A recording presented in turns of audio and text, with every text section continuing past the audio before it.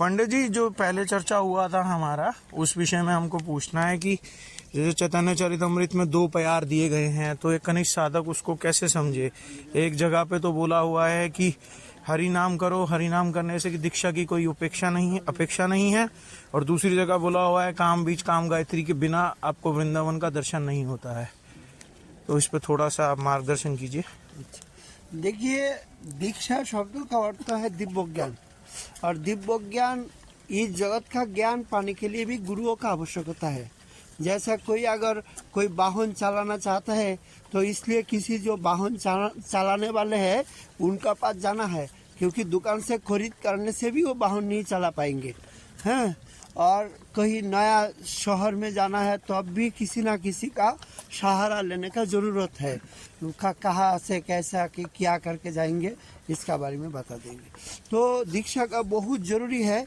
हम लोग पहले श्रीमद् भागवत सर्वोपरि है, क्योंकि गौड़ीय संप्रदाय का भागवत का ऊपर और कोई प्रमाण है ही नहीं। तो भागवत में दशम स्कंदों का दशम स्कंदों का जो 87तम जो अध्याय है, इसमें 33 संख्यक श्लोक में ठाकुर जी खुद एक श्लोक बोल रहा है। विजित ऋषिक वायुर भीर अदांत मनंतुरगं जय जतंती जंतुम मति लुलुपम उपाय खिद व्यसन शतान्वित समवहाय गुरुश्चरणं वनिज इवाज संता कृत कर्ण धरा जलदो। तो इस श्लोक का जो अर्थ है, मैं पहले अर्थ सुना देता हूँ, उसके बाद व्याख्या मैं बता दूंगी। बोल रहे, हे जन्मरहित प्रभु, यह जुगीगण इंद्रिय और प्राण वशीभूत करने से सक्षम हुआ। जिन जुगी ने इंद्रियों को प्राणों को संयम करने से सक्षम हुआ, उनको भी श्री गुरु का पादपद में शरणागत होना आवश्यक हुआ। क्योंकि उस जुगियों ने, जैसे नारद आदि मुनि ने खुद ब्रह्मा जी को नारद ने गुरु बनाया, ब्रह्मा जी खुद ठाकुर जी के गुरु बनाया, तो अभी उनको ज्ञान मिला है। ये आगे व्याख्या करके सुनाएंगे। उच्छृंखल अति चंचल मदमत्तकारी सम मन को वशीभूत करने के प्रयास युक्त हन, तब उसका कृतकार्य होना माने हो नहीं सकेंगे। उसके असफलता का शत शत विपद सम्मुखीन और परिश्रम दुखों का जो बात है, इस जैसा इस जगत में नाभ है ना, माझी रोहित, मतलब इसका जो जो चलाने वाले हैं, इनको छोड़ करके जगत में जाने से क्या होता है, इसका मृत्यु अनिवार्य है। तो इसमें बताया, जो इस जगत में मन को वशीभूत करने का जो इच्छुक व्यक्ति है, इनको उपयुक्त गुरुओं का आवश्यक है। मतलब अर्थ आवश्यक शब्द दिया, ये थोड़ा सा मैं अर्थ किया और इसका व्याख्या भी बहुत अच्छा किया, और मैं सुनाता हूँ।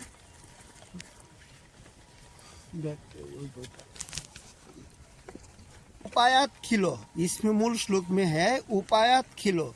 उपायात खिलो का शब्द का अर्थ है, जो व्यक्ति मन में गुरुचरण आश्रय व्यतीत ही हम खुद प्रयास में भगवान का शरणागति से भ्रजन में प्रविष्ट हो जाएंगे। ऐसा कोई सोचता है जो हमका क्या जरूरत है गुरुचरण का आश्रय करने का। अगर ऐसा भी मन में करेगा, जो अपना चेष्टा में ठाकुर जी का चरण में मन संलग्न हो जाएगा, इसलिए स्तुरग शब्द दिया। ठाकुर जी ने बोला नहीं, मन चंचल है, दुर्दांत तो घुटक, मतलब जैसा एक घोड़ा होता है ना, बहुत चलते हैं, इंद्रियगुली ऐसा ही है। उसी प्रकार इंद्रियों को दमन करना बहुत कठिन है। जो घोड़ा का चालक नहीं होगा तो घोड़ा को दमन करने में कैसा कठिनाई है। इसलिए बताया, जो उपायात खिलो, ठाकुर जी का चरण आश्रय, इसको करने के लिए बोला जो गुरु चरण का अति आवश्यक है। क्योंकि शत शत दुख जालों में पतित है इस जगत में आदमी। इनका उद्धार के लिए जो गुरु कर्ण वनिज इवाज संत कृतकर्ण धरा जला दो।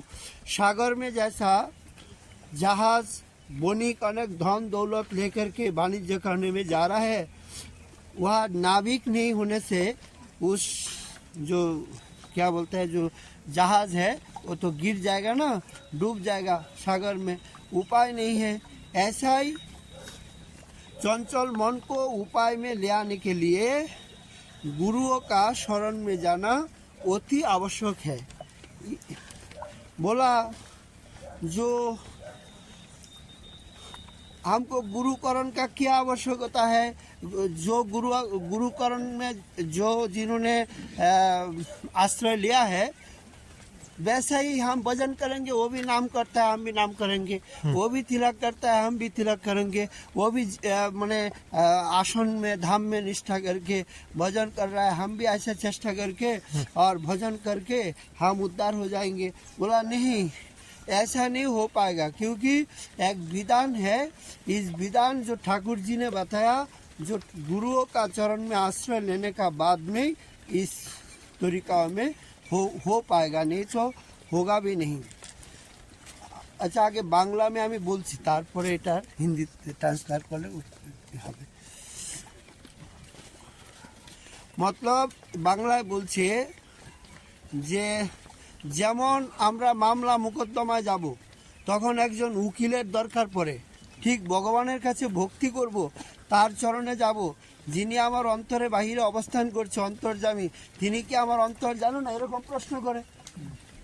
তিনি তো অন্তরে আছে, मतलब जो हमारा अंतर में है, हम उनका भजन करना चाहता है, वो तो हमारा अंतर जानते हैं, तो फिर हमको दूसरों का सहारा लेने का क्या जरूरी है, ऐसा अगर कोई प्रश्न करेगा तो बोला যিনি আমার অন্তরে বাইরে অবস্থান অন্তর জানেন, আমি তাকে প্রাণ বলে ডাকবো, मैं उनको प्राण से पुकारेंगे तो उन्होंने हमको सहारा क्यों नहीं देंगे, ये प्रश्न कर सकता है कोई। ताके भजन करार अधिकार तो सकलेरই समान। अगर कोई आदमी ऐसा बोलेगा जो ठाकुर जी का भजन में सबका समान अधिकार है, तो गुरुओं का जैसा भजन करते हैं हम भी ऐसा भजन करेंगे, तो हमको फिर दूसरा गुरुओं का क्या आवश्यकता है, क्योंकि बांग्ला बोलले এটা সুবিধা হচ্ছে। तो তিনি কি শুনবে না, মানে वो जो ठाकुर जी है वो तो हमारा बात सुनेंगे ना, क्योंकि हमको तो उनको ही भजन करना, तार नाम করব, ভজন করব, পূজা করব, গুরু আশ্রয় যা যা করে শিষ্য সবই করব, তাহলে কি হবে না। गुरु आश्रय लेकर के जैसा शिष्य लोग भजन करता है, उनका नाम जप करता है, उनका पूजा करता है, इनका माने शरण में जाता है, हम भी ऐसे ही करेंगे, परंतु हम दीक्षा नहीं लेंगे किसी से, ऐसा कह सकता है। तो यही रूप যদি কেউ তর্ক করে, অবশ্য ভক্ত কখনোই করবে না। ये बात खंडन किया, जो भक्त को भी ऐसा तर्क नहीं करेंगे, परंतु अगर ऐसा तर्क कोई करेगा तो तारा भक्त श्रद्धावान, किंतु ये रूप जन तो आছেন যে এরকম তার্কিক ऐसा तर्क कर सकता है, তাদের কথায় उत्तर দিচ্ছেন भागवत এই শ্লোক, जो विजित ऋषि को आयुवीर अदास्तन मनस्तरगं जयह जतंती जंथुम अति लुलुप उपायक हिद। बोले যে যারা উপায়ক ছিল मतलब जो व्यक्ति मन में गुरुचरण आश्रय व्यतीत ही हम खुद अपना चेष्टा में भगवान का शरणागति से भजन में प्रविष्ट हो जाएंगे, ऐसा कुछ सोचता है, जो हम ठाकुर जी का नाम करेंगे। और ऐसा भी होता है जो नाम होते सर्वसिद्धि होइबे सवार, ऐसा शब्द शास्त्र में सुना भी जाता है। तो नाम में तो सर्वसिद्धि होंगे, तो सिद्धियों का भी एक पहले चरण है, सिद्धि पाने के लिए एक पहले चरण है गुरुपद आश्रय। सर्वसिद्धि जब आपको प्राप्त करना पड़ेगा, तो पहले जो सिद्धि है आदौ गुरुपद आश्रय गोस्वामी पाद ने लिखा है, तो पहले सिद्धि को आप छोड़ करके और अंतिम सिद्धि मतलब प्रिया प्रियतम का दर्शन कामना कैसे आप कर सकेंगे। पहले सिद्धियों का जो चरण है, तो अब तो गोस्वामी पाद ने हरिभक्ति विलास में ऐसा स्तर बनाने का कोई जरूरत नहीं थी, क्योंकि क्रमानुग जो साधक है, और ऐसा बृहद भागवतामृत में भी प्रमाण है, जो गोप कुमार को अपना पास ले जाने के लिए ठाकुर जी खुद और गुरु रूप में आए, बाबा जयंत रूप में आए। तो इसलिए नाम होते सर्वसिद्धि होइबे सवार, अर्थात ये जुगधर्म है, नाम अंगी है, नाम का अति आवश्यक है, नाम और मंत्रों में कोई प्रभेद नहीं है, परंतु उपासना का एक प्राप्ति का एक प्रक्रिया है। जैसा दूध में घी है, परंतु घी पाने के लिए एक प्रक्रिया है। आपको दूध को उबालना पड़ेगा, उसका बाद में इसको जमाना पड़ेगा, दही होंगे, दही को फिर मंथन करेंगे, माखन को फिर जाल करेंगे, घी होंगे। तो ऐसा एक प्रक्रिया है। ठाकुर जी को पाने के लिए जो प्रक्रिया ऋषियों ने बताया है, उस प्रक्रिया में मंत्र परंपरा से, आचार्य परंपरा से दीक्षा लेकर के ठाकुर जी का आश्रय में जाना आवश्यक है। क्योंकि स्वयं भगवान खुद जब आए, जो नरलीला का स्वरूप में ले आए, जैसे राम जी का वशिष्ठ दीक्षा गुरु है, विश्वामित्र शिक्षा गुरु है, कृष्ण भगवान का शांडिल्य दीक्षा गुरु है और संदीपनी शिक्षा गुरु है, चैतन्य महाप्रभु का ईश्वरपुरी दीक्षा गुरु है, केशव भारती प्रभृति गंगादास पंडित आदि शिक्षा गुरु है। तो ऐसा सारी दीक्षा शिक्षा गुरुओं का आवश्यकता है। आवेश अवतार है श्रीनिवास आचार्य, इनका भी गोपाल भट्ट गोस्वामी दीक्षा गुरु है, श्रीजीवादी शिक्षा गुरु है।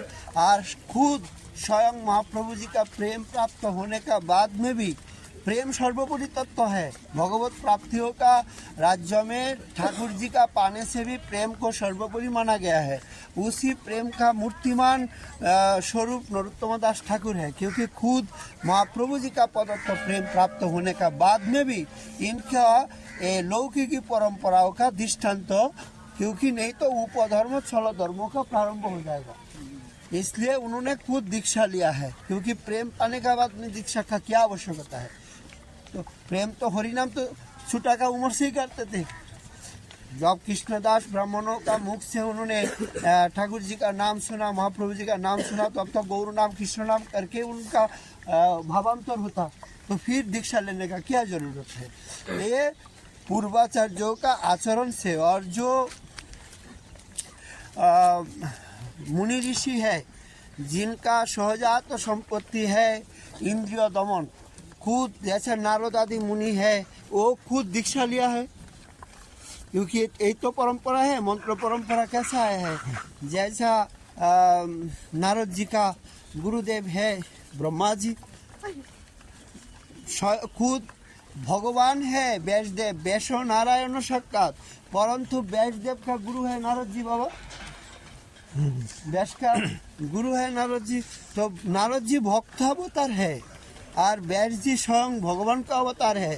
परंतु इस जगत का परंपरा देने के लिए, जो आचार्य शक्तियों का एक महिमा स्थापन करने के लिए खुद भगवान भी जब आते हैं, तब मंत्र गुरुओं का भक्त रूप में इनका शरण में जाना आवश्यकता दिखाई है। तो इसलिए बताया,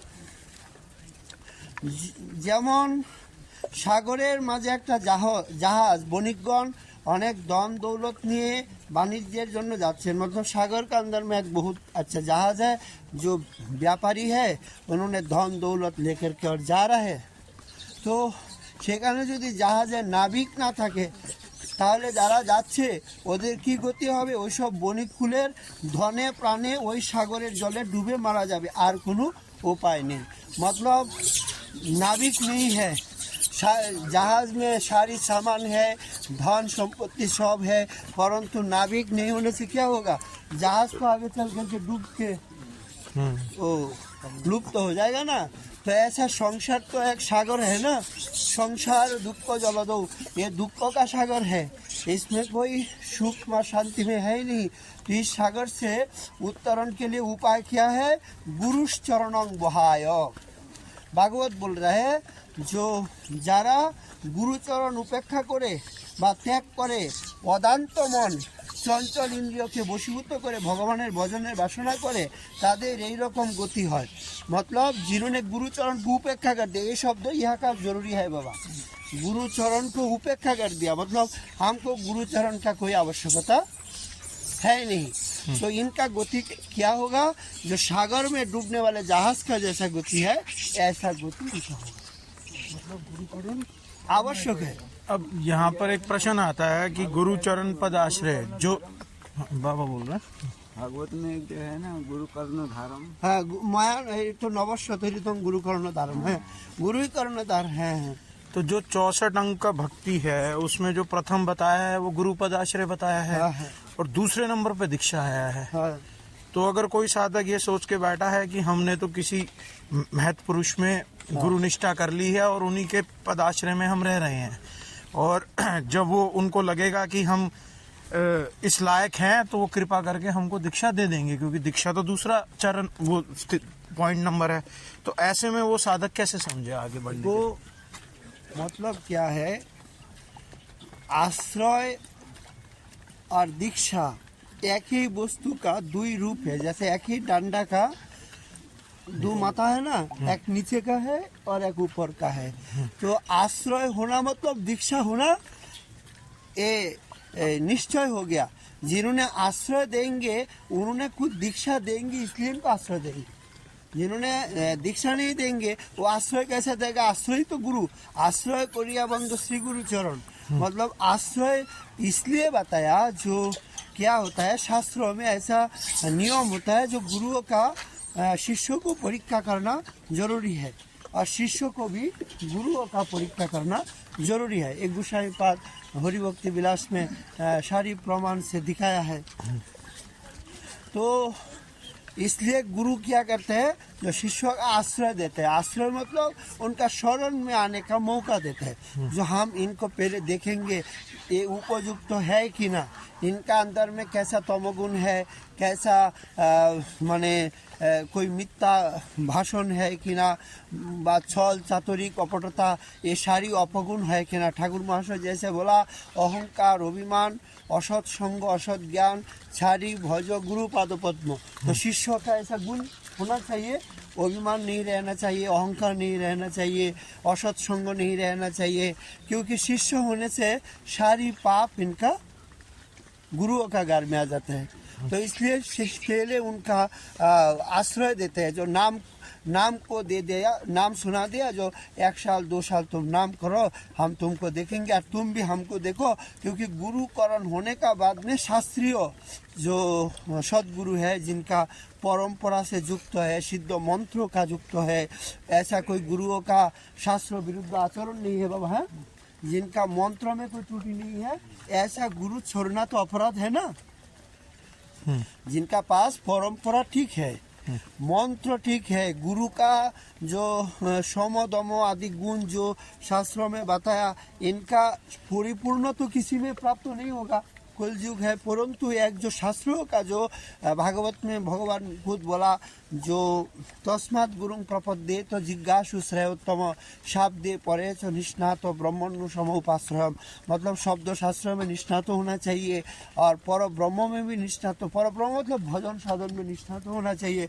गुरुदेव खुद ही जब माला जप नहीं करेंगे, मंत्र स्मरण नहीं करेंगे, ठाकुर जी का अर्चन नहीं करेंगे, कोई साधनांग जाजन नहीं करेंगे, एक गद्दी में बैठा है तो चला देखेंगे जो हमारा गुरु जी जब तक नहीं कर रहा है तो हमको क्या जरूरी है।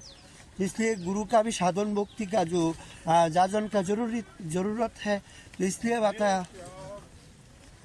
और प्रत्यक्ष अनुभूति मतलब ये परंपरा से जो प्राप्त होता है ज्ञान, उस ज्ञान को प्रत्यक्ष उनका अनुभव होना चाहिए। साधन भजन करते करते एक साधनों का शैली से एक ज्ञान का अनुभूति दिल में आ जाता है, भजन का उत्कंठा होता है। तब इसी लक्षण में गुरुजी इनका परीक्षा करता है और गुरुओं को भी शिष्य परीक्षा करता है। क्योंकि दीक्षा होने का बाद में गुरु का दोष देखना सही नहीं है। दीक्षा होने का बाद में आश्रय में देख सकता है, जब दीक्षा हो जाएगा तो अब देखना वर्जित है। यदि सदगुरु है, परंपरा में कोई त्रुटि नहीं है, मंत्र में कोई त्रुटि नहीं है, जो लक्षण है अपगुण नहीं है गुरु में, है ठीक है।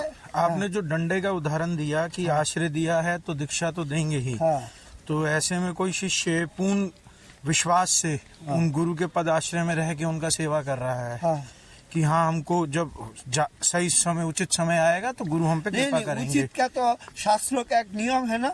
जैसे ब्राह्मणों के लिए 3 साल सर्वोच्च, 3 साल का अधिक गुरु उनको परीक्षा नहीं कर पाएगा। शास्त्रों का वचन सर्वोपरि है, क्षत्रियों के लिए 6 साल, वैश्यों के लिए 9 साल और अंतजों के लिए 12 साल का अधिक तो गुरु परीक्षा नहीं कर पाएगा। ये शास्त्रों का वचन है। सारा जीवन को परीक्षा करके और कब मर जाएगा तो भजन साधन कब करेगा? परीक्षाओं का तो एक बाबा का कानूनी विधान है ना। जब इतना दिन इनको परीक्षा कर पाएंगे, अगर सर्वोच्च 3 साल ब्राह्मणों को परीक्षा कर पाएगा। इसका बाद में देखेंगे जो ये तो कुछ देंगे नहीं तो शिष्य उनको शिक्षा गुरु व श्रवण गुरु मान करके व वर्तमदेश गुरु मान करके किसी दूसरा का पास जाएंगे। पंडित जी, जैसे अभी आपने बताया कि शास्त्र में बोला गया है कि जो दीक्षा का मंत्र होता है वो कान में सुनाना होता है, मगर ऐसा भी सुनने में या देखने में आता है कि एक साथ काफी लोग बैठे हैं तो उच्च स्वर में वो मंत्र को बोल दिया जाता है, तो क्या वो शास्त्र को अवज्ञा हो जाएगा? मतलब शास्त्रों में एक एक, जैसे हम लोग ये तो दीक्षा मतलब जन्म है ना, तो मातृ कुक्की से एक साथ में एक ही जन्म लेता है। ऐसा होता है, 2 भी एक साथ में होता है। तो आचार्यों का वाणी ऐसा है जैसे स्वामी और स्त्री ये दोनों का एक साथ में दीक्षा का विधि है। समझ रहे हैं बाबा? लेकिन इसका छोड़ करके सारी सबको एक साथ में मंत्र देने का ऐसा हमारा विधान नहीं है। एक एक करके देना ही विधान है दीक्षा का। समझ में? ये शास्त्रों का वचन में बोल रहा हूँ। हरि भक्ति विलास में आपको देखने से दीक्षा प्रकरण में इसका आपका स्पष्ट हो जाएगा। है और ये अगर ऐसा है तो जो ऐसा कहा जाता है कि हरि नाम में शक्ति छोड़ के महाप्रभु ने उसको वायु में छोड़ दिया।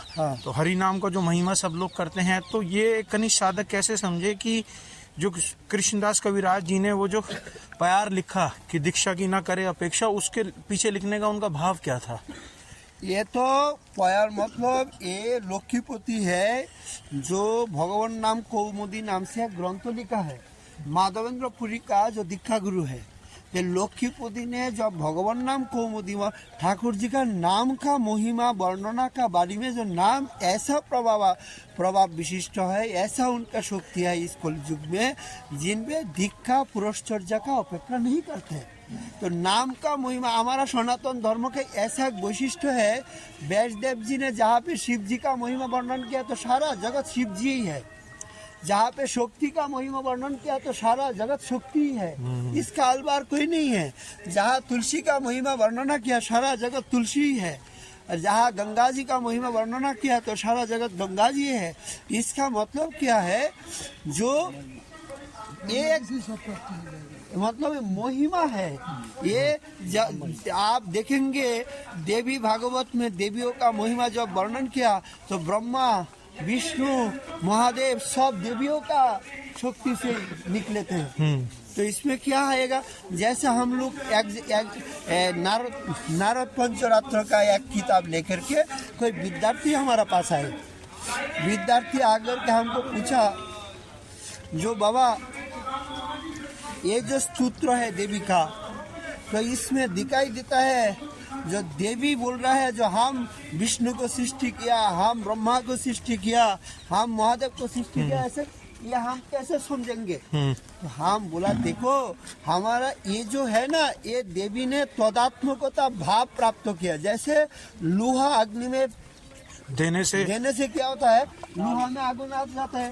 इसका मतलब तो लोहा में आगुन नहीं है, लोहा में आगुन नहीं है, लोहा का आगुन, लोहा आगुन में लोहा देने से आगुन लोहा में आ गया।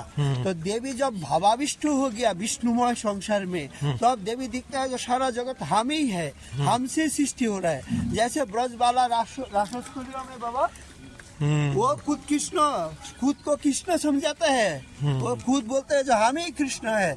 मतलब क्या, कृष्ण भाव में आविष्ट हो गया। महादेव जब बोलते हैं जो हम जगत को सृष्टि करते हैं, इसका मतलब महादेव ठाकुर जी का आवेश में आविष्ट हो गया। ये सनातन धर्म का एक वैशिष्ट्य है। इसका मतलब महादेव ही सृष्टा है, ये बोलना सही नहीं है। तो इसी तरीका में सनातन धर्मों का जब नाम का महिमा बताया, तो नाम सर्वोपरि, इसको प्रमाण करने के लिए जो नाम अगर किसी ने उच्चारण कर लिया तो इनका तो सारी चीज हो गया। महाप्रभु जी ने खुद कितना तक बोला हरिदास ठाकुर को, जो खने खने करो तुम्हें सर्वतीर्थ स्नान बाबा, खने खने करो तुम्हें तपयज्ञ दान, खने खने करो तुम्हें वेद अध्ययन, যোগী নেশি হইতে তুমি परम पावन। तो हरिदास ठाकुर कब तीर्थाटन किया? हरिदास ठाकुर का बारे में तो कोई तीर्थाटन का कोई बात आती नहीं। और वेदोद्यन का बारे में तो है ही नहीं। कहाँ वेदोद्यन किया हरिदास ठाकुर? हम लोग तो दिखा नहीं उनका चरित्र में। और दान करते हैं हरिदास ठाकुर, कहाँ से दान चक्र खोल दिया? किसी को खुद उनका ही खाना मिलते नहीं, गोविंद दास उनको ही खाना लेके जाता है देने के लिए, वो कहाँ से दान चक्र खोल दिया? और महाप्रभु बोल रहे हैं साक्षात परतत्व सीमा, तो महाप्रभु जी का वाणी झूठा हो जाएगा? आप सिद्ध कर देंगे उनका वाणी झूठा नहीं। मतलब नाम में ऐसा महिमा है जो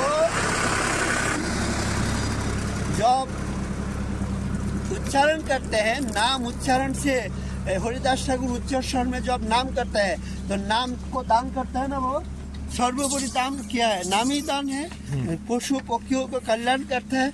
इसलिए तुम होते माने दाता और कोई नहीं है, तुमसे ज्यादा दाता कहाँ हो सकता है? नाम का बारे में ही बताया। तो लक्ष्मीपति का ये श्लोक है, भगवान नाम कौमुदी का श्लोक है, वहाँ नाम का बारे में ही महिमा लिखा है। वो उसी किताब का महिमा है भागवत। जैसे श्रीमद् भागवत कृष्ण का किताब है, उसमें ब्रह्मा जी का बारे में कैसे आ जाएगा? यहाँ शिव का बारे में शिव पुराण आप पढ़ाई करेंगे, वहाँ तो शिव का द्वारपाल विष्णु होकर कैसे खड़ा हुआ है? शिव पुराण पढ़ाई करने से शिव का द्वारपाल कौन है? माने विष्णु है। आप शिव मंदिर में जाएंगे, कहा कोई कोई दर्शन में तो द्वारपाल का रूप में विष्णु है। ये एक आश्चर्य। देवी मंदिर में जाएंगे, कोई बड़ो बड़ो देवी मंदिर में, वहाँ विष्णु द्वारपाल है। और विष्णु मंदिर में आएंगे तो क्षेत्रपाल रूप में शिव जी है, देवी है कि ना? तो जहाँ जिस किताब में नाम का बारे में वर्णन कर रहा है, उसी किताब में नाम ही सर्वोपरि तत्व है। तो इसलिए बताया जो नाम अगर किसी ने उच्चारण कर दिया है, वहाँ दीक्षा पुरस्कार का कोई अपेक्षा नहीं है। इसका मतलब अपेक्षा नहीं है, ऐसा बात नहीं है जो इनको दीक्षा लेने का ही जरूरत नहीं है। नाम होते सर्वसिद्धि हुई बे सवार, तो वो तो होगा ही होगा। परंतु नाम साधक अर्चन मार्ग में जाएंगे और भी भजन में आएंगे तो नाम का भी तो दशविध अपराध है ना। श्रुति शास्त्र विनिंदन रूपी भी एक नाम अपराध है, और गुरबा बग्गा रूपी भी एक नाम अपराध है। अगर किसी ने इस नाम का महिमा सुन करके और गुरुओं को अवज्ञा कर दिया, जो हम इस जगत में किसी गुरुओं का शरण में नहीं जाएंगे, तो अब इनका तीसरा नाम अपराध आ जाएगा और श्रुति शास्त्र विनिंदन भी आ जाएगा। और ये नारद पंचरात्र का श्लोक है, श्रुति स्मृति पुराणादि पांचरात्रि विधि बिना वैकांतिक हरेर भक्ति उत्पाताय कल्पते। ये भी एक उत्पात है, समझ में? तो इसलिए दीक्षा का जरूरत है। और ये जो बिना दीक्षा से काम हो जाएगा नाम से, तो ये कहाँ से आया? श्रुति से आया। तो श्रुति से, श्रुति को यदि अवज्ञा करेंगे तो नाम का अर्थ नहीं आएगा, तो नाम का अपराध हो जाएगा, नाम का स्फुरन नहीं होगा। स्वयं अब स्फुरता तो नाम कैसे स्फुरन होगा? तो इसलिए देखो, जिनका पास नाम का बारे में श्रद्धा है, इनका बारे में तो मंत्र का बारे में भी श्रद्धा होगा। जिनका पास में गुरु का बारे में श्रद्धा है, इनका वैष्णव का बारे में भी श्रद्धा होगा। जिनका वैष्णव का बारे में श्रद्धा नहीं है, समझ लेना गुरुओं का बारे में भी श्रद्धा का कमी है, क्योंकि पूरा परिपूर्ण नहीं, भक्ति परिपूर्ण। जिनका माने मतलब जिनका नाम में श्रद्धा है, इनका परिक्रमा भी श्रद्धा होगा। जैसे दृष्टांत तो दिया महाजन खाना खाने के बारे में, जो जिनका मुंह में स्वाद है, वो लाबरी खा करके भी स्वाद आस्वादन करेगा, करवा खा करके भी स्वाद आस्वादन करेगा, क्योंकि मुख में उनका स्वाद है बाबा। और जिनका स्वाद नहीं है, वो लाबरी भी तीता जैसा करवा ऐसा लगेगा, क्या खाना है, बुखार आ गया, मुंह मैंने बहुत बेकार हो गया, खाएंगे नहीं, कितना कोशिश करता है थोड़ा खा लो। ये तो रूप खुद ही बोला ना, अविद्या रूपी ये होने से। तो इसको क्या ऐसे भी समझा जा सकता है, ये जो नाम का महिमा किया है, जैसे कि अभी जो कलिकाल है, इसमें ऐसा भी है कि नाना प्रकार के संप्रदाय खड़े हो गए हैं, मगर वो सिद्ध प्रणाली से नहीं आ रहे हैं, सिद्ध परंपरा से नहीं आ रहे हैं। मगर भक्त जन तो इतना जानते नहीं है, क्योंकि उनका शास्त्रों में प्रवेश नहीं है। तो वो अनजाने में ही उनसे जाके जुड़ते हैं और वो बिना प्रणाली का मंत्र उनको दे देते हैं, और फिर उसके बाद वो भक्त जन भी नाम करते हैं। तो वो जो वो नाम कर रहे हैं वो व्यर्थ नहीं जाएगा। बस ऐसा भी एकदम सही बोला। ऐसा भी हो सकता है जो नाम तो सार्वभौम तत्व है, मतलब हर आदमियों के लिए, हर स्थानों के लिए और हर परिस्थितियों के लिए संभव है। मंत्र हर स्थानों के लिए नहीं है बाबा, हर आदमियों के लिए भी नहीं है। सदाचार का अपेक्षा है, अर्चन का अपेक्षा है। दीक्षित और वैष्णव को नित्य अर्चन करना आवश्यकता है। अर्चन नहीं करने से वो कर्तव्य है ना। तो इसलिए ऐसा भी आप जो बताया ना, एकदम बहुत सही बताया। जो सार्वभौम तत्व है सबको लिए है। ये अगर नाम करेंगे तो अगले जन्म में ऐसा परंपरा मिलेगा, सदगुरु आश्रय मिलेगा। नाम कृपा करके जो साधन भक्तियों का जो क्रम है, इसी क्रम से ले जाएगा। क्योंकि नाम ऐसा नहीं ले जाएगा, नाम ऐसा नहीं ले जाएगा। नाम का भी एक विधान है ना, नाम नामी अभिन्न है, परंतु नाम का भी एक विधान है। नाम लेने का विधान है ना बाबा। नाम कौन है? भगवान ही तो है। तो नाम और भगवान में तो कोई भिन्न नहीं है। एवं वो भगवान जब साक्षात दीक्षा लेता है जगत को शिक्षा देने के लिए, तो इस भक्त अगर बिना दीक्षा से कैसे भगवान के पास जाएंगे? आज तो नया ये बात नहीं, लक्ष्य करूर जो मुनि ऋषि है सबका गुरु है बाबा। किसी का कि ऐसा नाम का महिमा पता नहीं था। नारद का ऊपर में हमको कैसा नाम निष्ठा होगा बाबा। नारद जी तो सदा सर्वदा नारायण नारायण नारायण जप करे, तो नारद को भी अष्टादशाकर मंत्रों का ऋषि क्यों बताया? ऋषि इसलिए बताया सत्य दृष्टा, ऋषय सत्य दृष्टा, मतलब उन्होंने इस मंत्र जप करके और इसका उन्होंने प्रत्यक्ष को अनुभव किया है। इसलिए तो हमारा जो अष्टादशाकर मंत्र है इसका ऋषि तो नारद है बाबा। तो नारद को क्यों यहाँ पे ले गया? तो इसलिए नारद आदि मुनि नाम करते नहीं, तो मंत्र क्यों लिया? व्यासदेव को फिर क्यों मंत्र? अच्छा, ब्रह्मा जी खुद इस मंत्र जप करते हैं और निज लोके पद्मासन करे जार ध्यान अष्टादशाकर मंत्र करे उपासन। तो ब्रह्मा जी भी इस मंत्र नारायण से प्राप्त हुआ। तो आपने जैसे बताया कि शिष्य भी परीक्षा करेगा, गुरु भी परीक्षा करेगा, और एक बार जिसको गुरु रूप में धारण कर लिया फिर सोच विचार नहीं करने की जरूरत है, वो अपराध बन जाएगा। तो अब कोई दीक्षा की महिमा सुन के उसको तो लग गया कि अरे दीक्षा तो बहुत अनिवार्य है, वो जहाँ तहाँ कहीं पे भी जाके दीक्षा ले ले, तो उसमें उसकी क्या गति होगी? ये बहुत गलत चिंता है। क्योंकि दीक्षा का लेने के जो मतलब इसलिए आश्रय देते हैं। सदगुरु जो होता है ना, सदगुरु आश्रय देते हैं जो इनको थोड़ा 2-3 साल इनका हरि नाम करा करके देखेंगे जो ये पात्र है नहीं है, पात्र नहीं है, तो नाम आश्रित होने से कुछ अपराध होने से व इधर उधर जाने से भी कोई हानि नहीं है। तो इसलिए जो सदगुरु है परीक्षा करेगा। और जैसा हम लोग ऐसा कर देते हैं ना, जो कोई सोच विचार नहीं कर दीक्षा ले लेता है, फिर इसलिए बहुत भूखना पड़ता है, फिर किसी का पास जाना पड़ता है, सदगुरुओं को ढूंढना पड़ता है। तो अब मन में शांति नहीं आता है, ऐसा गुरु मिल गया, इनका तो साधन नहीं ठीक, आचरण ठीक नहीं है, इनका परंपरा ठीक नहीं है, मंत्र ठीक नहीं है। तो इसलिए भी शास्त्रों ने विधान दिया है, अगर ऐसा हो गया, परंपरा नहीं है, मंत्र नहीं है, गुरुओं का पास वैष्णव सिद्धांत अनुଯାयी आचरण नहीं है, तो इसको अवैष्णव कहते हैं। इस मंत्र से साधक का कोई कल्याण नहीं होगा।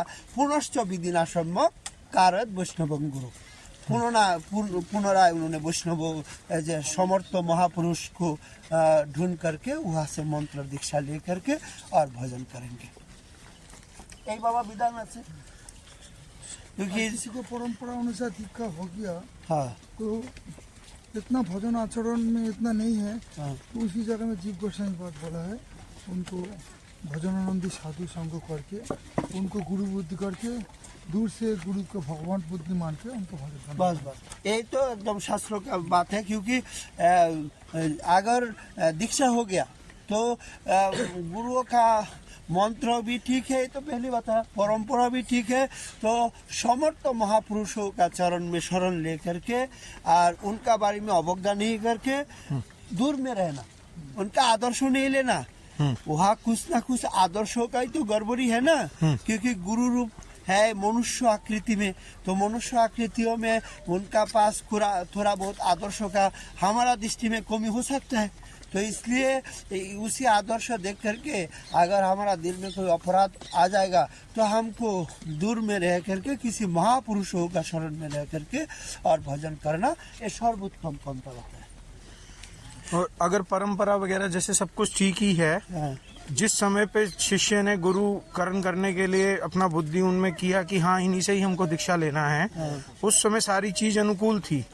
फिर वैष्णव सेवा अन्य चीजें कर करके जो साधक है उसके मन में और तीव्र और एकांतिक भजन करने की उत्कंठा आई। मगर जो गुरुदेव हैं वो जन कल्याण, लोक कल्याण, मंदिर मठ आदि भंडारे उत्सव में लगे हुए हैं। अब ऐसे में उसका प्रणाली वनाली सब ठीक है, तो ऐसे में वो अगर गुरुदेव से दूर जाके किसी और महत्व पुरुष का सानिध्य लेके भजन करता है तो और गुरु उससे अप्रसन्न हो जाते हैं, तो ऐसे में साधक क्या करे? सदगुरु कभी भजन करने वाला शिष्यों का ऊपर कभी भी अप्रसन्न नहीं होगा। सदगुरु इनका प्रथम पहले लक्षण है।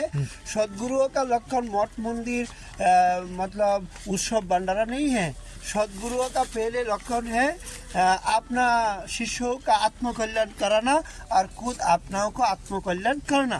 परंतु इनका प्रारब्ध में ऐसा है वो खुद भजन नहीं कर पा रहा है, तो शिष्यों को भजन का मार्ग मुक्त कर देगा। भजन करो।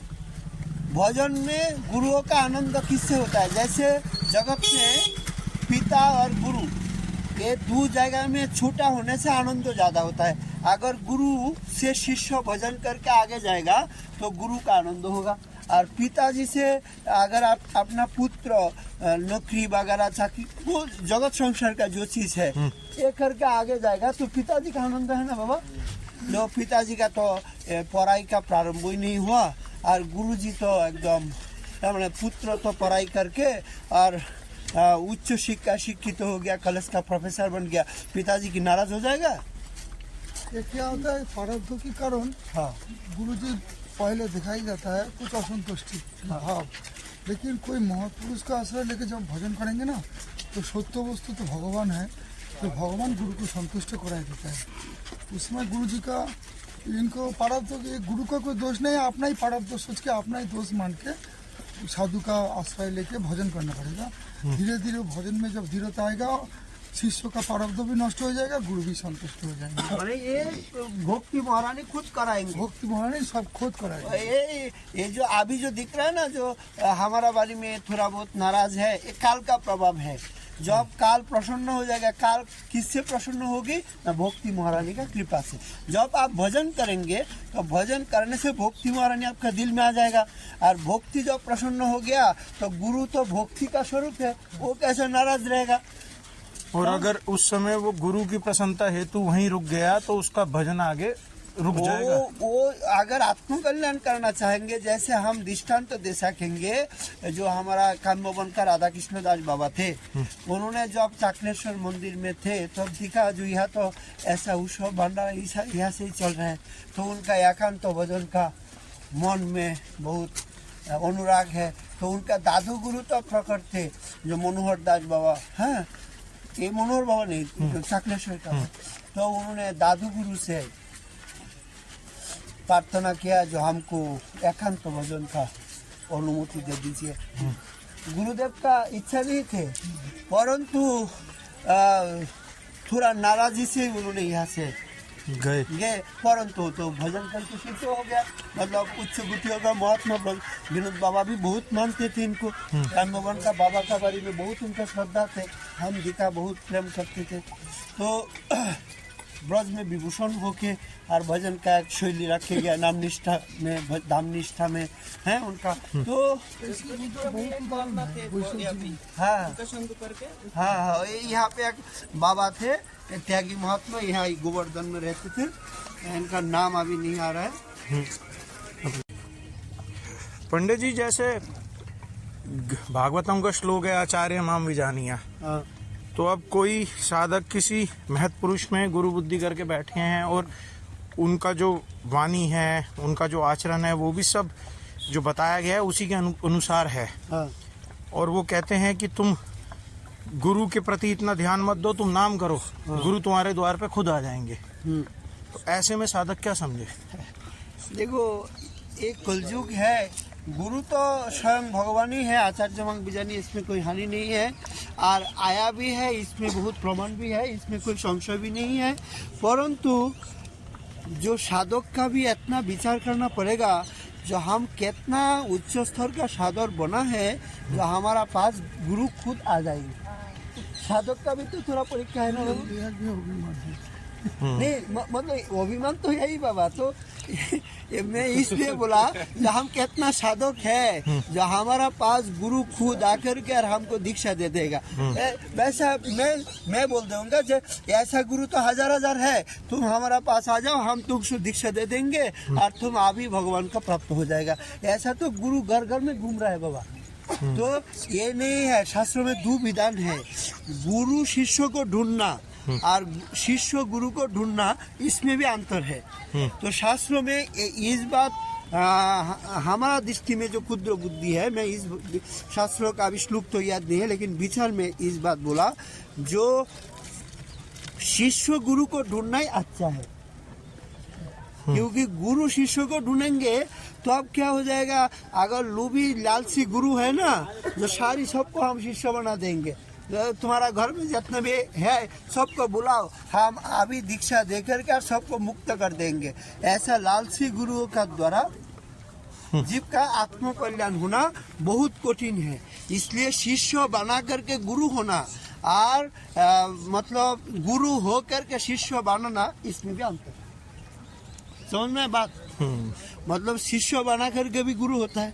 जो हमारा इतना शिष्य है, मतलब हम गुरु है, इतना है। नहीं तो गुरुत्व शक्ति प्राप्त हो करके, मतलब साधन भजन करके इनका रूप भक्ति देख करके उनका पास आकृष्ट हो करके, नहीं हमको तो आपको दीक्षा देना ही पड़ेगा।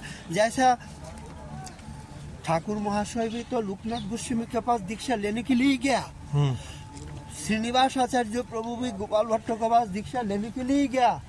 महाप्रभु जी का आदेश है, परंतु उन्होंने बुलाया नहीं। जो कहा श्रीनिवास है, घुमा करके घूम करके फिर करके देखो हमारा उम्र हो गया, हमको तो इनको दीक्षा ही देना है, ऐसा शब्द तो हमारा ग्रंथ में लिखा है नहीं बाबा।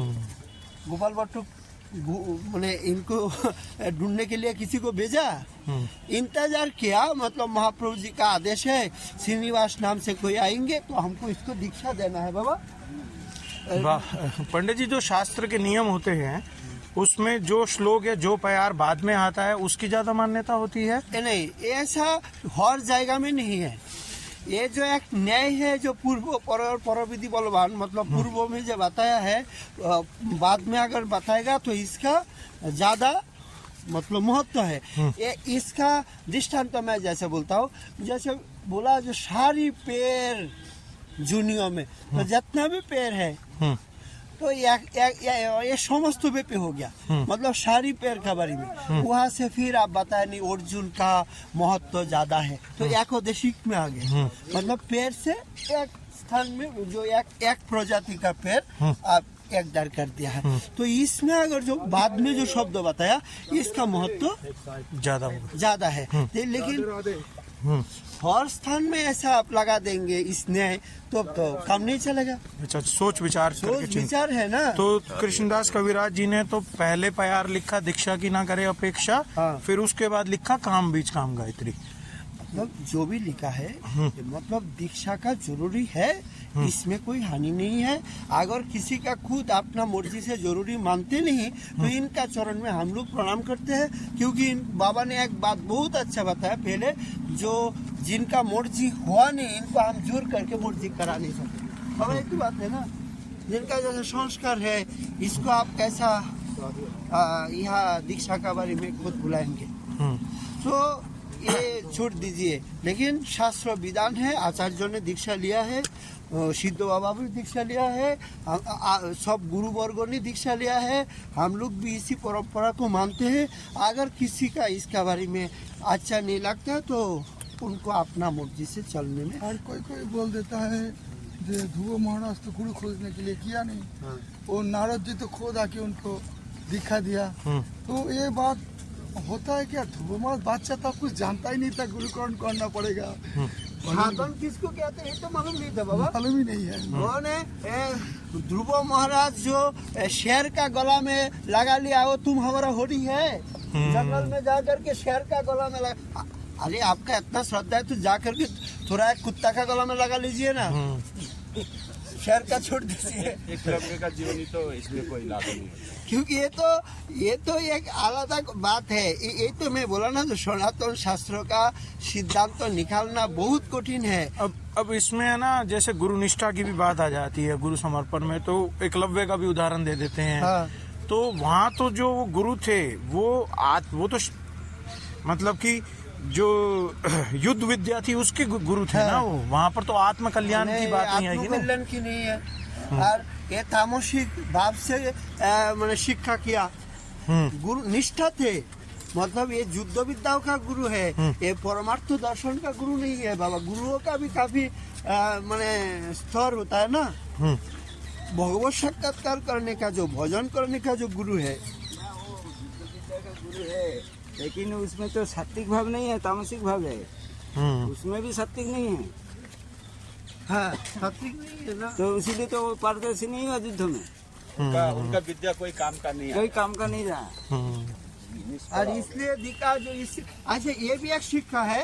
अगर एकलव्य का ऐसा दृष्टांत तो कोई देंगे तो गुरु द्रोणाचार्य ने दिखा, इससे उपधर्म का पैदा होगा। क्योंकि गुरु से शिक्षा नहीं लेकर के गुरुओं का प्रतिमा बना करके और ऐसा शिक्षा ले लिया, तो इन्होंने अंगूठी काट दिया। एक मौत बन गया, वो चित्रपट ला के उनको गुरु मान के उनसे गुरु दीक्षा ले लेता है। एक भी धारा निकल गया। तो इसलिए तो अंगूठी लेके हटा दिया है, नहीं चलेगा। इसलिए तो इनका जिस अंगुली से धनुष का चलाएंगे, इस अंगुली काट दिया। मेन अंगूठी ले लिया है। क्यों काट दिया? गुरु द्रोणाचार्य दिखा जो इससे एक उपधर्म छल धर्म का सृष्टि होगा।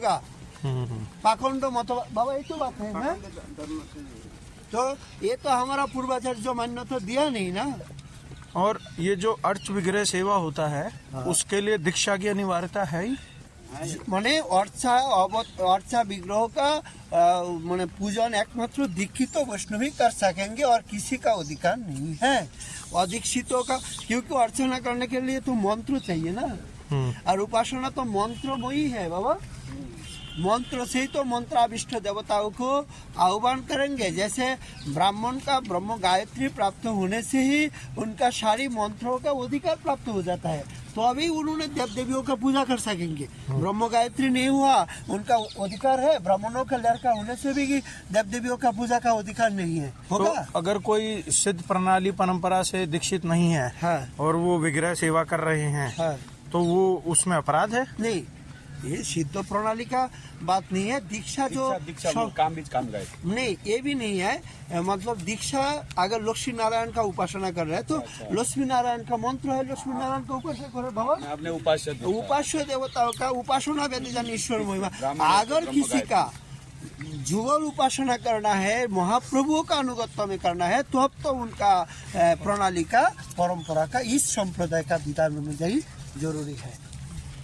तो एक श्लोक आता है आत्मसमर्पण करके, दीक्षा जब ली आत्मसमर्पण, वो थोड़ा सा उस पर प्रकाश डालिए कि दीक्षा के समय पे आत्मसमर्पण होना चाहिए, ये उसको कैसे समझे? अच्छा, दीक्षा काले भक्त करे आत्मसमर्पण, সেই काले कृष्ण तारे करे आत्मसम।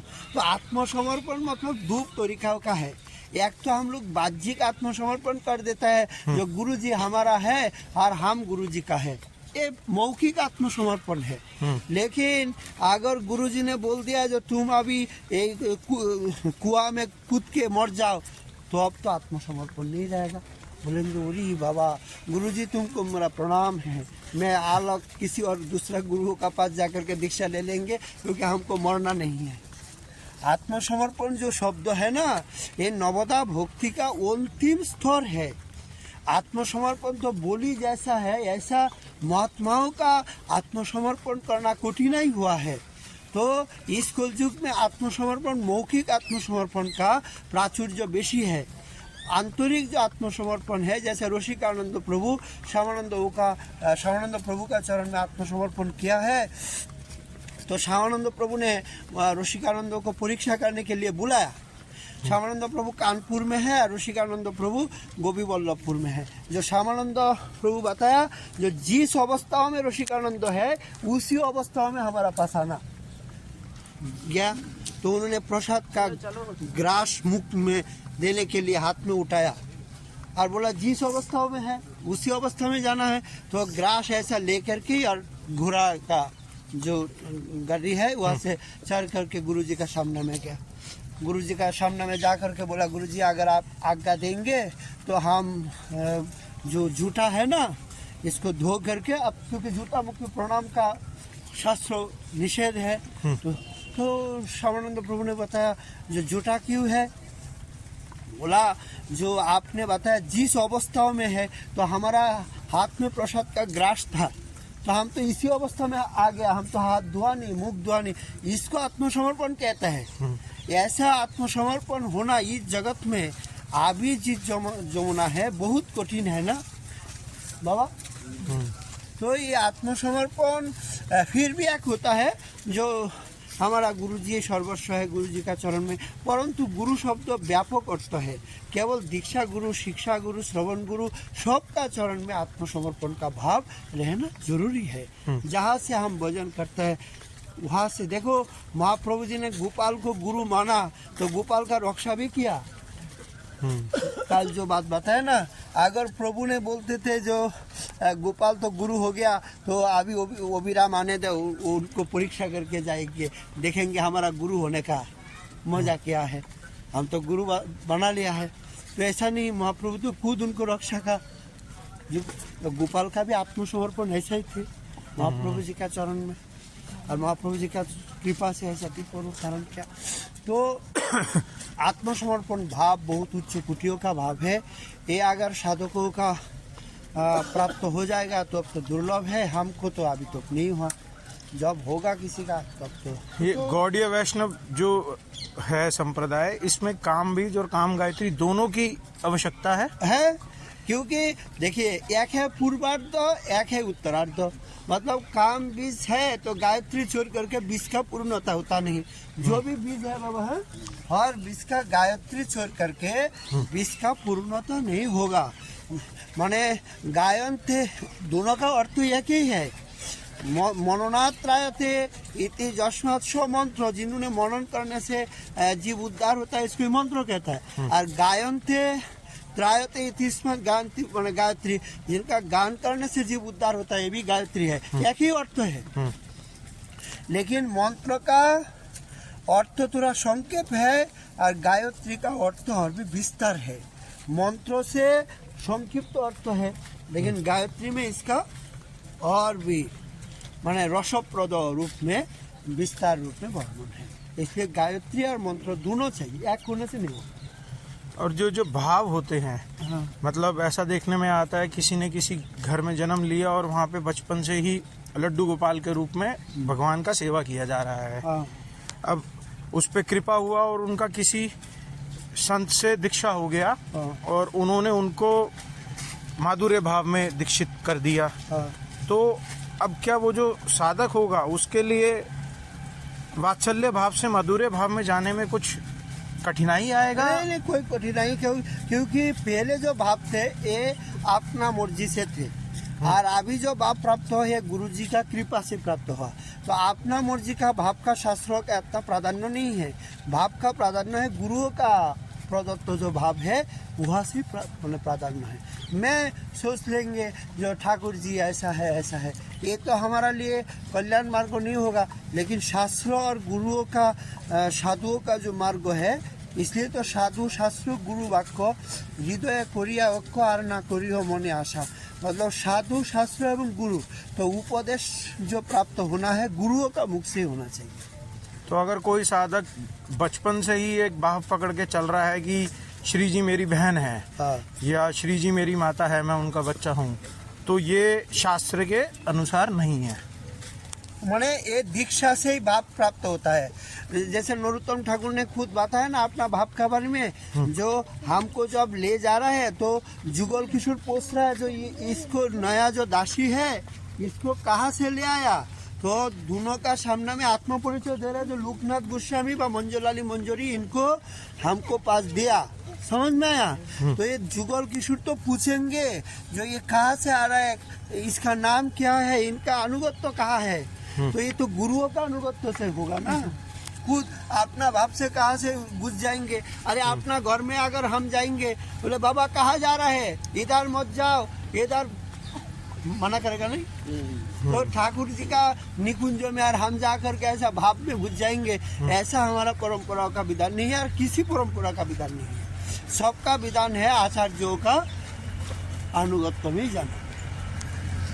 पहले ऐसा भी देखने में आता था कि पहले की जो समय था उसमें अधिकतर गोसाई जन ही दीक्षा देते थे, हाँ। और फिर कोई एक साधक जिसको चरम भजन करने का है वो फिर महत पुरुष के यहाँ साधु जो तीव्र वैराग्य लेके भजन कर रहे हैं उनके अनुगत्य में रह के भजन करते थे आगे। अब समय के अनुसार स्थिति बदल रही है, हाँ। तो अगर मान लीजिए किसी ने किसी से दीक्षा लिया, हाँ। मगर जिनसे दीक्षा लिया अभी उनको भागवत प्राप्ति नहीं हुआ, हाँ। स्वरूप हाँ। अनुभूति नहीं हुआ, हाँ। मगर जो शिष्य है हाँ। वो अपना संस्कार लेके आया है, हाँ। और इसने एक महत पुरुष का भी अनुगत्य ले लिया है, हाँ। तो क्या वो भागवत प्राप्ति कर सकेगा? जरूर कर सकेंगे अगर उनका मंत्र ठीक है। अगर सारी मंत्र भी नहीं मिला है, केवल अष्टादशाकर मंत्र इनका वहाँ से मिल गया जो गुसाई जी का पास से, समझ में, अष्टादशाकर मंत्र मिल गया, लेकिन गुसाई जी का परंपरा होना चाहिए। गुसाई जी का परंपरा है लेकिन इनका परंपरा भी दिया नहीं। जो साधक है इनको गुसाई जी परंपरा भी नहीं दिया, सारी मंत्र भी नहीं दिया, हमारा जो इतना मंत्र है कुछ नहीं दिया, केवल अष्टादशाकर मंत्र दे करके, और गुसाई जी भी अप्रकट हो गया और इतना उच्च कुटियों का भी स्तर में नहीं थे, समझ में आया, जो साधन जगत का। परंतु उस साधक अगर इस परंपरा प्राप्त होके किसी दूसरा महात्माओं को शिक्षा गुरु मान करके और सारी मंत्र उनसे लेकर के और भजन करेंगे तो सिद्ध होंगे, इसमें कोई हानि नहीं है। क्योंकि मंत्र और परंपरा दूर बाबा केवल है, केवल अष्टादशाकर मंत्र गुसाई से पाना जरूरी है। अब ऐसे भी देखने में आता है कि किसी को गुरुदेव 10 अक्षर मंत्र दे देते हैं, किसी को 8-10 अक्षर कोई बात देते नहीं, हैं। अष्टादशाकर और दशाकर हमारा संप्रदाय में दोनों का अर्थ एक है। अगर किसी परंपरा में दशाकर है वो भी सही है, और अष्टादशाकर है वो भी सही है, इसमें कोई विवाद नहीं है। ये जो आप क्या बोलते हैं ऊर्ध्वमना है और गौतमीय तंत्र है, दोनों में आप देखने से जो अष्टादशाकर मंत्रों का जो अर्थ है और गोपाल मंत्रों का जो अर्थ है एक ही अर्थ है। ये वृंदावन का मधुर रस का ही उपासना का मंत्र। पंडित जी, जैसे अभी आपने बताया कि किसी ने गोसाई जी या किसी से लिया और उन्होंने उनको गोपाल मंत्र दिया मगर प्रणाली वगैरह नहीं दिया, हाँ। अब उनके पास है नहीं है ये बात भी साधक को नहीं पता चल रही, और बार बार उनसे निवेदन करने के बावजूद उनको वहाँ से कोई उत्तर नहीं मिल रहा है, तो ऐसे में जो दूसरे महत पुरुष हैं उनसे पूर्ण रूप से पूरे दीक्षा दोबारा लेना पड़ेगा या केवल बाकी के जो बचे हुए गायत्री और मंत्र हैं वो लेने पड़ेंगे? देखिए, पुराने अमल का अगर बात करेंगे आज से 300 साल पहले, तब तो ऐसा समाज में कड़ा व्यवस्था थे, अगर किसी का मंत्र प्राप्त हो गया तब किसी को दूसरा को दीक्षा देते नहीं। अगर आपका मंत्र प्राप्त हो गया, जैसे सूर्य कुंड सिद्ध बाबा का 10 अक्षर मंत्र प्राप्त हो गया, तो और किसी महात्मा इनको दीक्षा देते नहीं। ये एक तो समाज का श्रृंखला व्यवस्था थे, लेकिन आधुनिक समय में जब महात्मा लोग देते हैं तो जब उनका प्रणाली भी नहीं मिला, मंत्र भी नहीं मिला और गुरुजी से कोई साधन भोजन नहीं मिला, तो इनका जीवन क्या बर्बाद हो जाएगा। तो इसलिए उसी परंपराओं से व उसी जो परिवार है ना, परिवार का ऊपर ध्यान दे करके और उन्होंने किसी दूसरा महात्माओं का पास से पुनराय संस्कार, इसको दीक्षा शब्द से नहीं बोलने से संस्कार शब्द से बोलने से अच्छा रहेगा, समझ में आया। और अगर परिवार ही बदल गया, सब कुछ बदल गया तो साधक का अपराध लगेगा? नहीं, ऐसा परिवार मतलब क्या है, महाप्रभु जी का ही तो परिवार है, सारी गौड़ीय संप्रदाय में रहना है। उपास्य तत्व एक ही है, हमारा ऐसा नहीं है जो श्यामानंद परिवार बोलते, श्यामानंद परिवार ये नहीं है, उपास्य तत्व जो है ना, अगर ये महाप्रभु जी का परंपरा में थे, आगे रामानंद परंपरा में निकल गया, नहीं तो दूसरा किसी परंपरा में निकल गया, तो उनका कर्तव्य है। समझ में आया? लेकिन महाप्रभु जी का जो उपासना पद्धति का जो घर है ना, जो गौर गोविंद का उपासना, ये तो सारी एक ही पद्धति है। निताई चाँद का भी मंत्र परंपरा एक ही है, श्यामानंद का भी एक ही है, नरोत्तम का भी एक ही है, इसमें कोई विभेद नहीं है। और एक प्रश्न है, तो अद्वैत कोई वंशोधर गोस्वामी से लिया है, हाँ। तो उनको सब मंत्र मिला नहीं, गुरु जी को भक्ति करके तिलक भी अद्वैत परिवार किया है, हाँ। फिर बाद में उनको जैसे अद्वैत परिवार का उनको संस्कार करना पड़ा, अद्वैत परिवार को नहीं मिला तो नित्यानंद परंपरा में उनको दीक्षा लेना पड़ा परिपूर्णता के लिए, तो उस समय तिलक क्या करेंगे? नहीं बाबा, ये तिलक तो तब जब ठाकुर जी दीक्षा ही एक नहीं ही- होगा, दीक्षा ही जब नहीं होगा तब तो तिलक करना ही पड़ेगा। दीक्षा ही जब ठाकुर जी सब एक ही तो एक ही, हमारा ऐसा बात नहीं जो ये तो एक माने एक श्रृंखलाओं के लिए ये तिलक विभाजन किया है, ऐसा बात नहीं है जो ये तिलक का तो भजन का कोई महत्व नहीं है। हाँ, हम जुग पीर चिंतन करेंगे, तिलक का कोई चिंतन का महत्व नहीं है। अगर नीला चिंतन करेंगे, भजन करेंगे, महत्व है, परंतु ऐसा जो एकदम करना ही पड़ेगा ऐसा तो नहीं है। अगर कोई बचपन में किसी और संप्रदाय में दीक्षित हो गया, हाँ। माता पिता ने दीक्षा दिला दिया, माता जी इनको बोले वहाँ तो आ जाएगा वो, माने बचपन में, तो अब बड़े होने पे उनको क्या हुआ, मान लीजिए कोई निम्बार के संप्रदाय या रामानंद संप्रदाय में दीक्षित हो गया, हाँ, बड़े हुए उनको गौर निताई में आसक्ति आ गया, हाँ। हरिनाम महामंत्र के कीर्तन में आनंद आता है, हाँ। अब उनका स्वाभाविक भाव उधर की तरफ जा रहा है, हाँ। तो ऐसे में साधक क्या करे? ये तो देखो बलदेव विद्याभूषण माध्य संप्रदाय में दीक्षित थे, तो उसका बाद में जब राधा दामोदर गोस्वामी का मुख से जीव गोस्वामी का शॉर्ट संदर्भ सुना, उसका बाद में महाप्रभु जी का रस उपासना का वर्णना सुना, तो अब उन्होंने माध्य संप्रदाय को छोड़ करके गौड़ीय संप्रदाय में आके पुनः दीक्षा लिया, क्योंकि गौड़ीय संप्रदाय में इसलिए ले सकता है, ये विशेष कलियुग है, महाप्रभु जी विशेष अवतार महान प्रेम लेके आया, दूसरा संप्रदाय में गौड़ीय संप्रदाय में आ सकता है, लेकिन गौड़ीय संप्रदाय से दूसरा संप्रदाय में जाना आदौ उचित नहीं। नीचे स्टेज में चला गया, पानी हो समझ ये बात है।